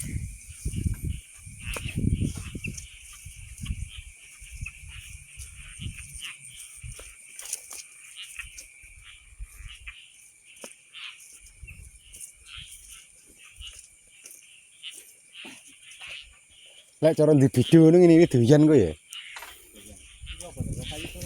Lho tali peces ya. Kayu itu kan. Lah sok ben sok lho aku pengen tenan ndidiki pengen ngemeno ki. Pengen ngemeno di mana. Soalnya gede mana ya kan. Lek panganane kuwi opo doyan to lek. Lek cilik ini kan nanggung angel taklukane jembri wong.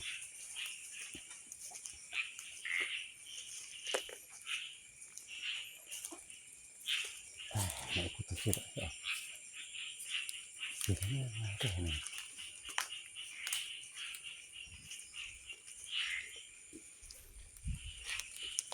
Dhisik wae kan ini kudu tuh.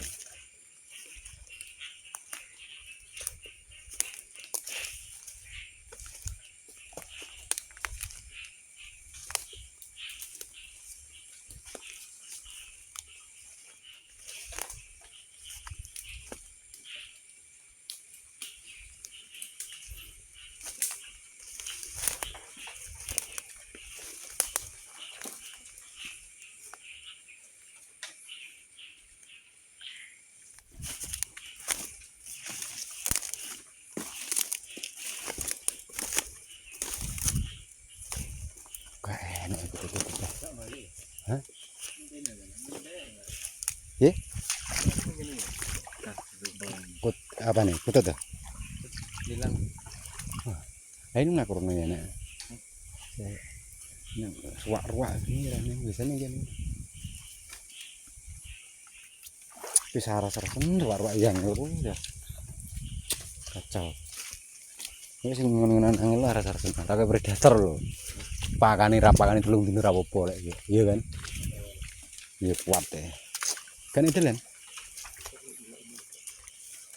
Nanti ngelumbuk ngelik iki. Ruwak-ruwak eneh gitu. Masuk kena mati.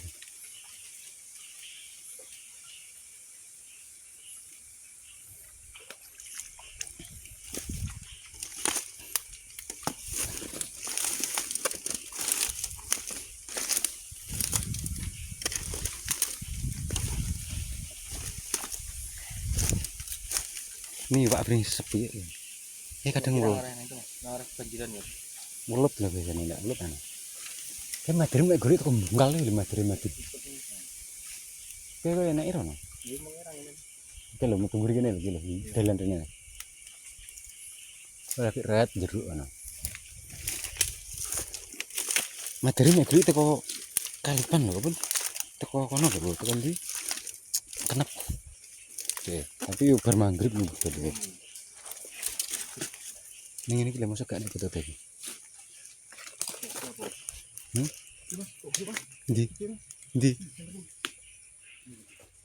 Nih bercilik dah. Senter terus pas matane. Kayak aku ngono Rendri.